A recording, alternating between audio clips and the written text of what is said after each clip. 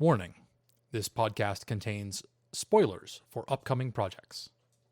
Listen with caution.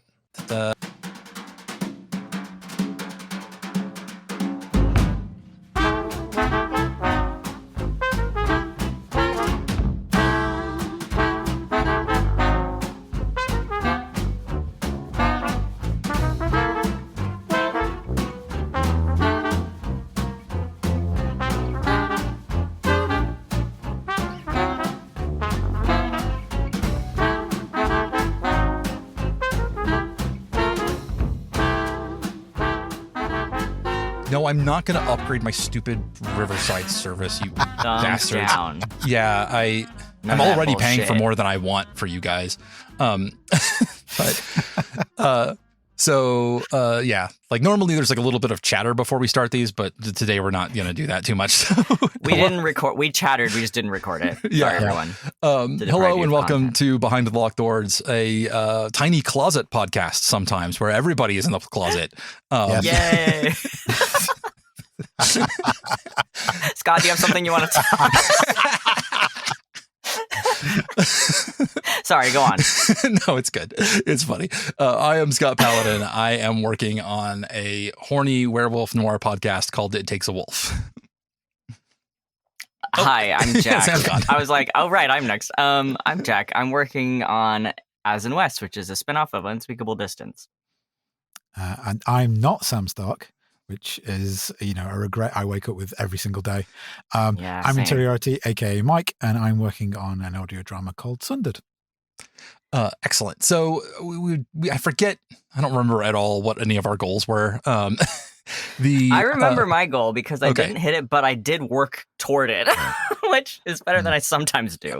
I do vaguely remember. Mine was that I was going to have casting done because that was like my big thing. I think I just gotten or was just closing out before we all talked last time. So and the answer is that that's chugging along nicely, slower than I wanted it to. It took me longer because I had so many applicants. Which is good. We love that. Yeah, it's good. Yeah. I have almost got everything done. I have to make one very personally tough decision.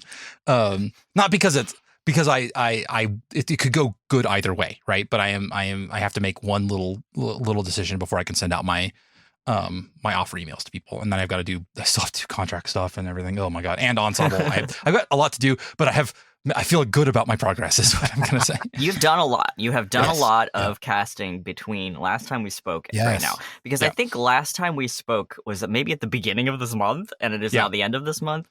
For the listeners who maybe missed all of that, we were going to all meet up in Colorado and record in person, which did not happen for a variety of reasons, some of which were like technical difficulties, like not having the right equipment, and one of which was that I was not there because I was very ill instead and did not fly to Colorado.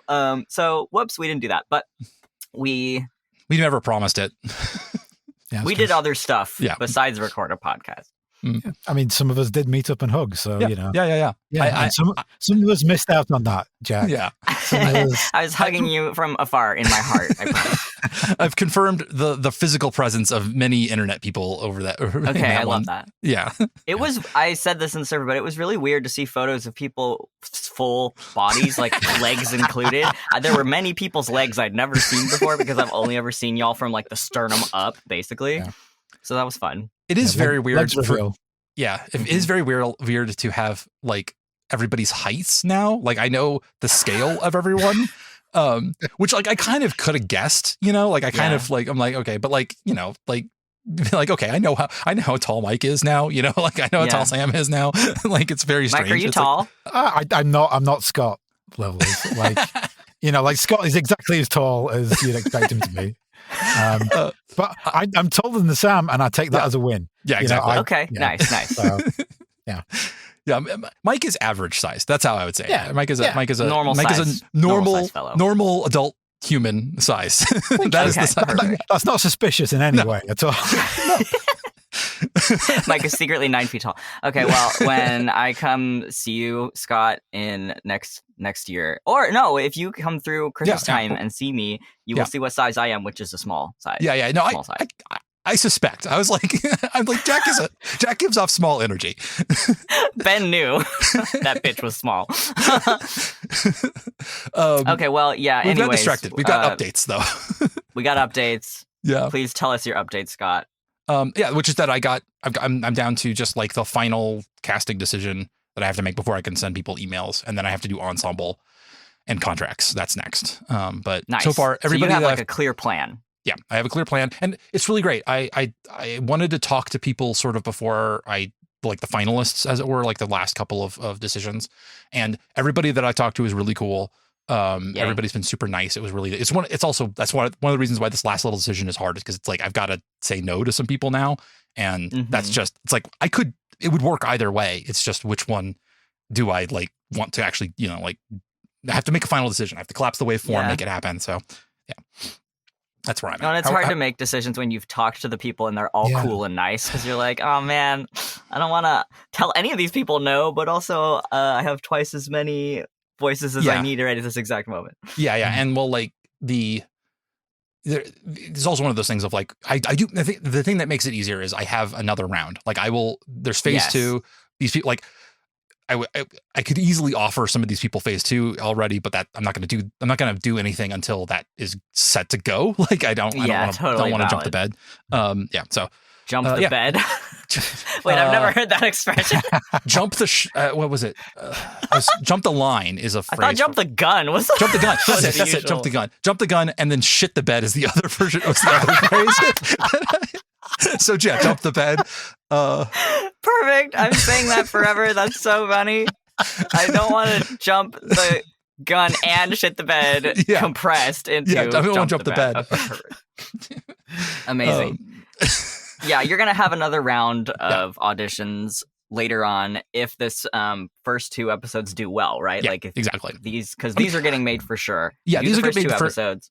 And frankly, like I'm going to do crowdfunding in the first part of next year. If that doesn't happen, the rest of the season will get made eventually somehow. I will figure it out. I am confident that like even if I can't get people to pay for it or only pay for some of it, I will figure a way to make the rest of it happen. It'll just take longer and be more of a slog, but so it'll get done. But it's just a matter of when and how. Yeah. All right, Jack. I believe you did work on your homework. I did actually work on my homework. I did not finish. Well, I set myself a goal that I suspected was a bit ambitious last time, which was write the entire next episode.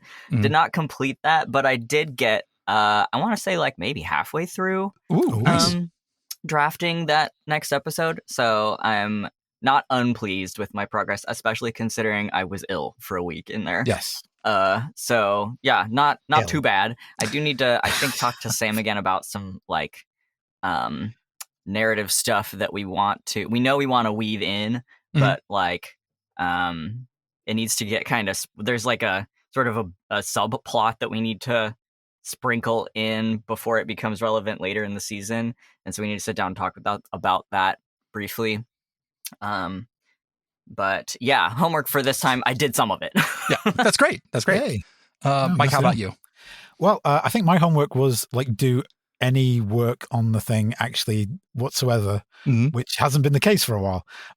So I actually did do that, despite the fact that I did spend quite a large amount of this month either kind of in transit or thousands of miles away or locked in a deeply intimate embrace with Scott. That was only 15 hours. You had time for other stuff. A 15-hour intimate embrace. Yes, well, I mean, it's only appropriate when you're around Scott Paladin. I can tell you that.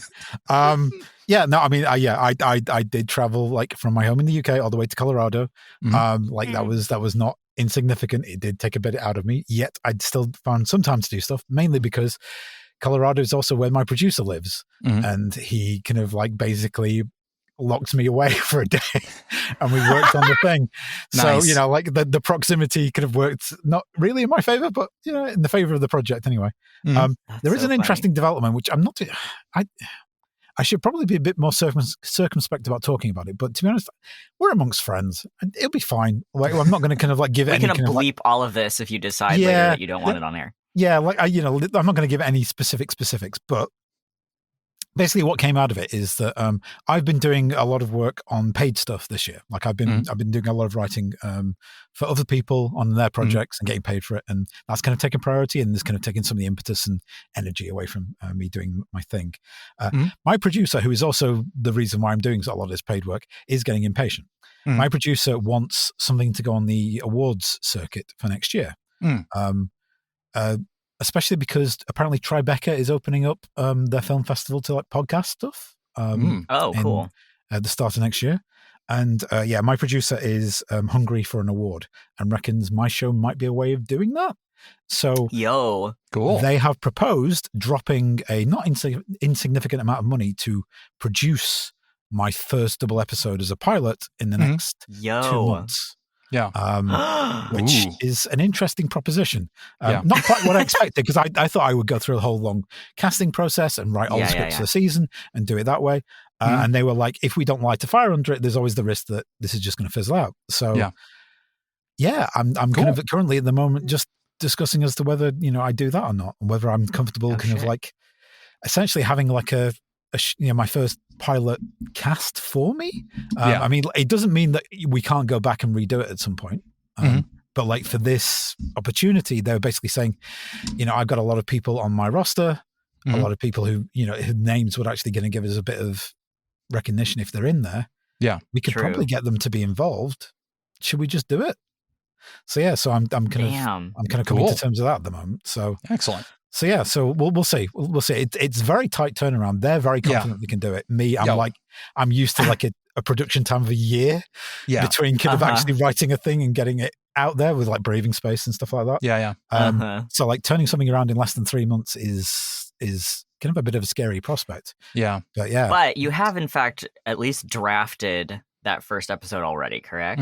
Yeah, and I'm in a pretty good position, like where I feel with it. Like people like it. I probably still want to get someone to tear it apart and me just like tighten it up a bit. I think there's things I could still do to improve it, but like if it was to be recorded as is, I wouldn't be unhappy. Right. I think it's a good representation of what the rest of the show is. Cool. So in that sense, the script is in a good place. It's just everything else. But all the other production pipeline stuff. Well, I mean, we've got an editor lined up.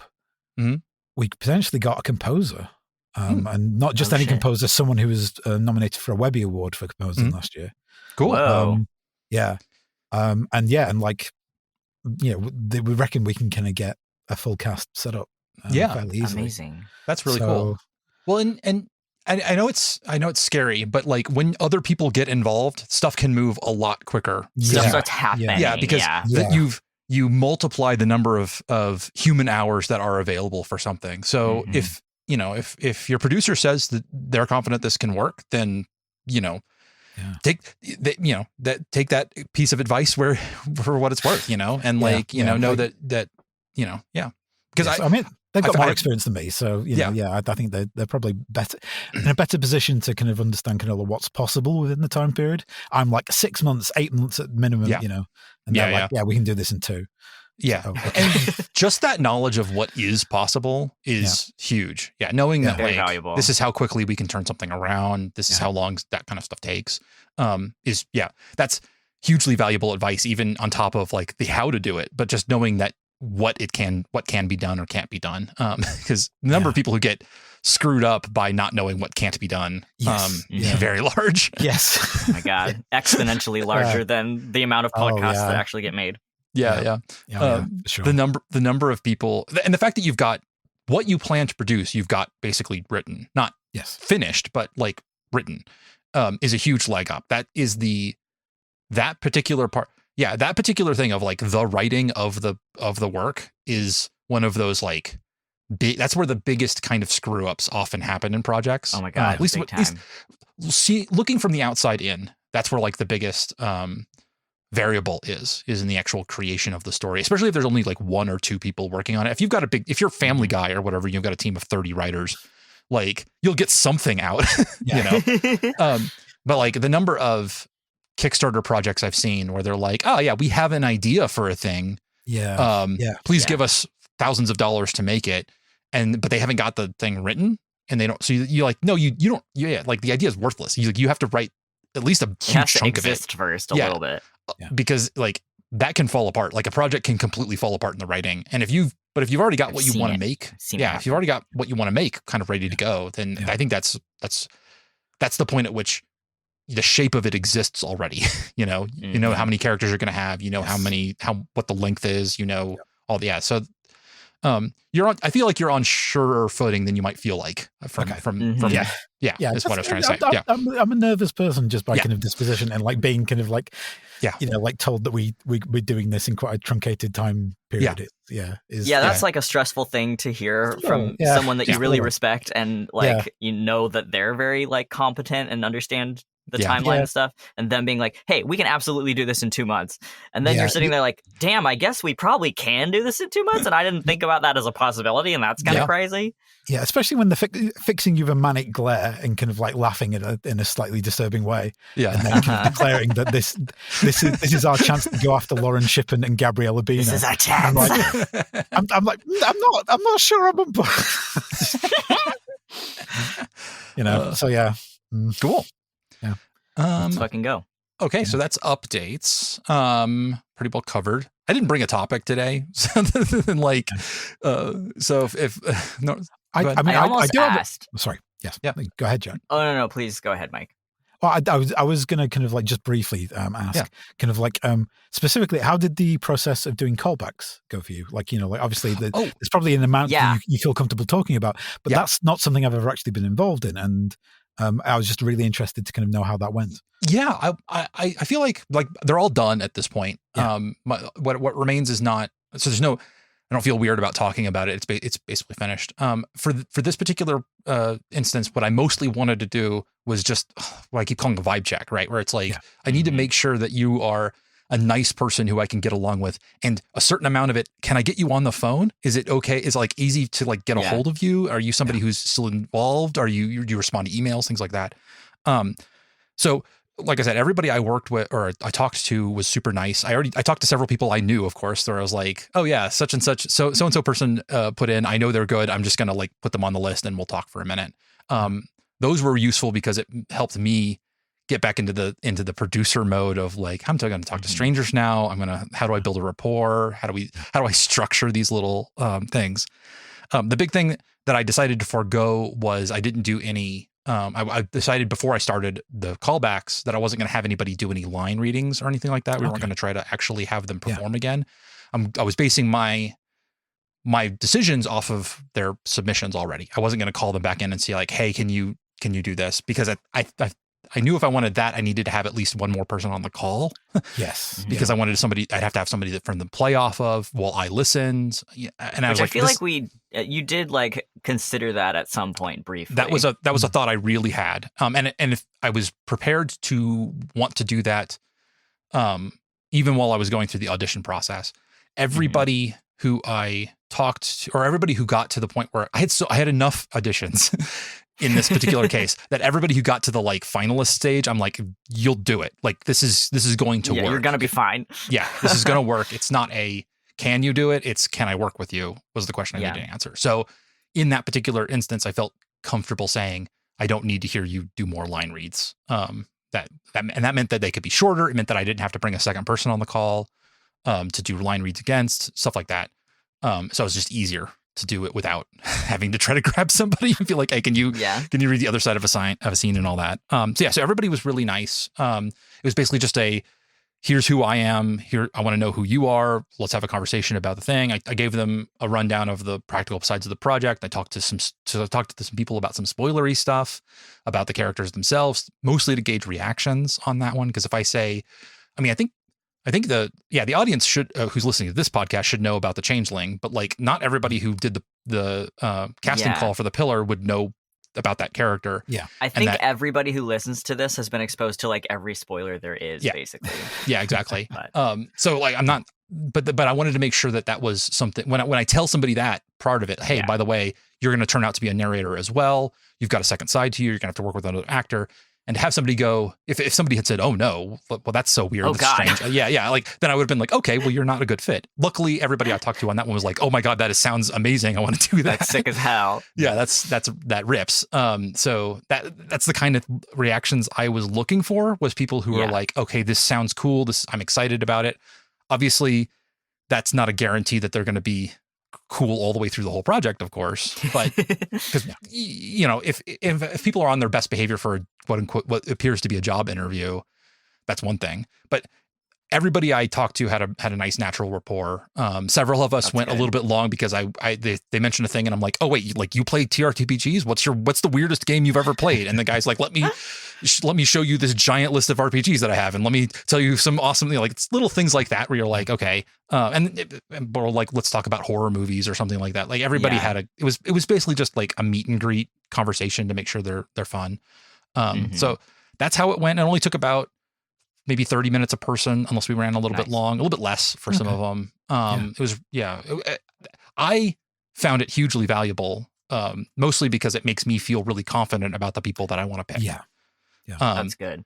The way that we handled it previously on Breathing Space was pretty much we just decided and then sent them an email. And that bit us in the ass a couple of times with people who within 5 minutes of getting on a phone call, I was like, "Oh, you're kind of a dip." No. Okay. I'm not naming. And yet I still continue to be involved. So, it's testament to your patience more than anything else. I mean, yeah. We also had the issue where people would like audition for a part and then like never respond to messages from production team and miss recording times and stuff like that. Not a lot of that didn't happen a lot, but it did happen occasionally. Yeah. But like literally just a gate check of, can I get you on the phone? Easily. How quickly, like I sent these out as emails and I used an app called Calendly for the actual scheduling, which I would actually recommend for this kind of thing. I'm not sure if it's as good for like we have 5 people and we need them all to meet at the same time. I haven't ever used it for that. The only thing I've ever used it for is, here's my calendar, put yourself on my calendar. And for that, it works brilliantly. It integrates with Google and everything. So you can just be like, here's a link, make an appointment for me. And then I just get a notification that person has happened, or that this is when it's going to happen. And that works for that particular purpose. Calendly works great. So I would highly recommend it.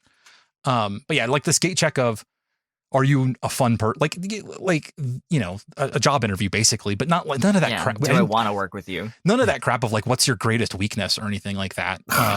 That's stuff that like people are, because like that's just inviting them to lie to you. I did the question I did ask that I got really good responses for, that I tried to ask not everybody but several people, was, of the projects you've worked on, which one's your favorite? Or that's a really good question. Do any of them, like were any of them special to you? Several people were like, "Well, I can't talk about my favorite because I'm under NDA." Blah blah blah blah.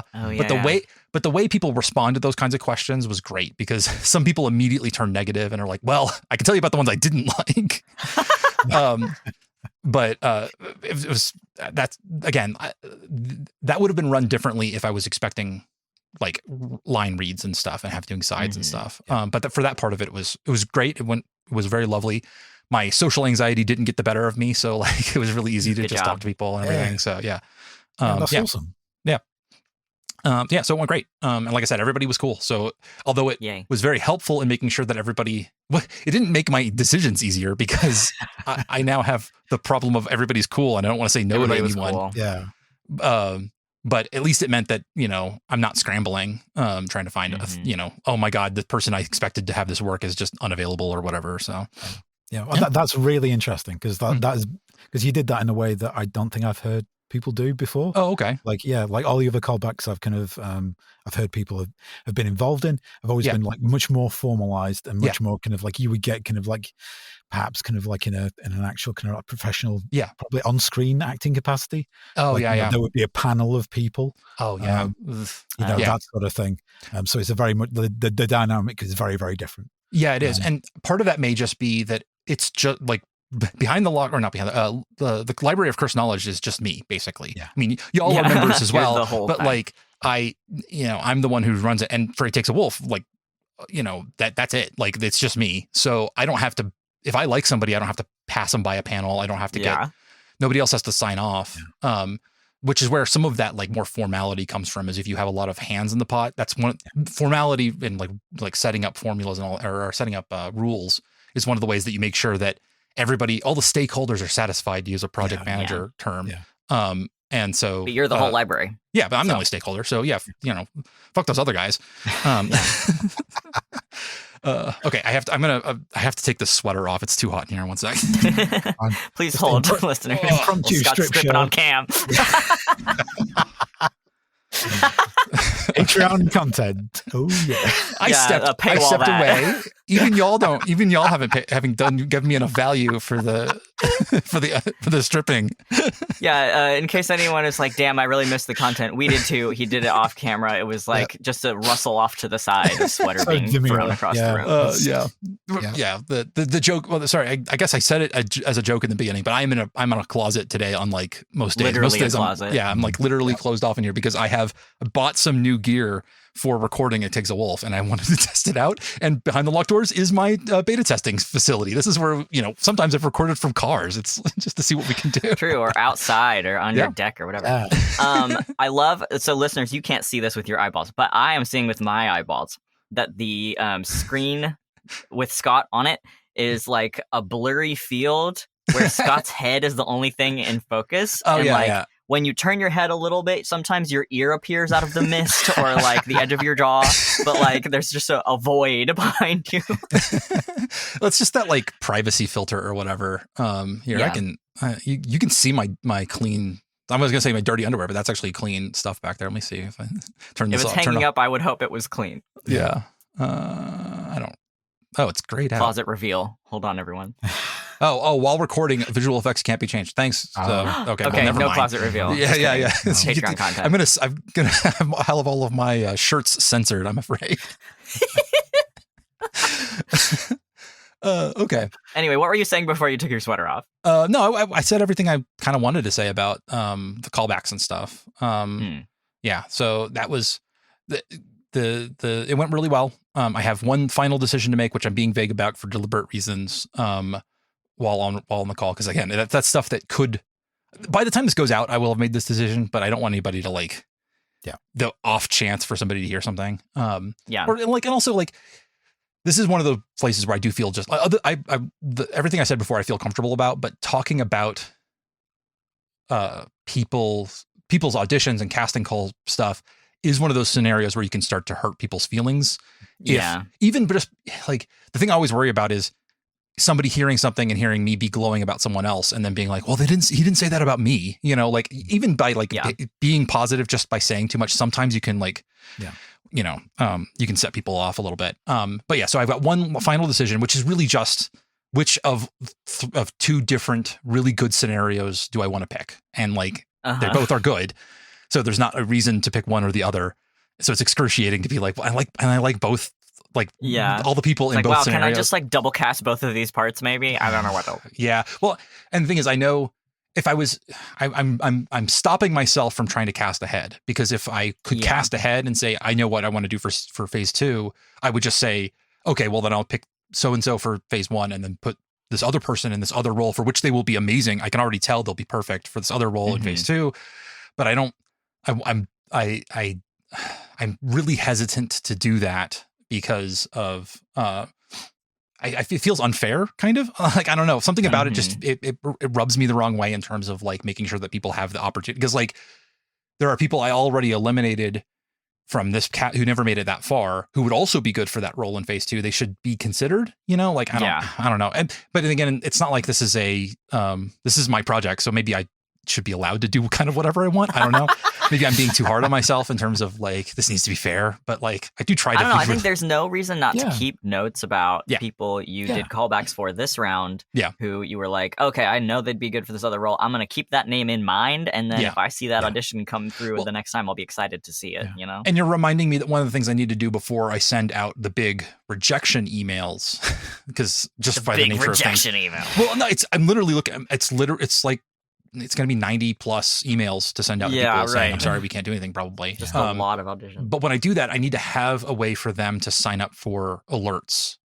Because if I was another actor and say, hey, there's a phase 2 coming out at some point, I want you to apply to it.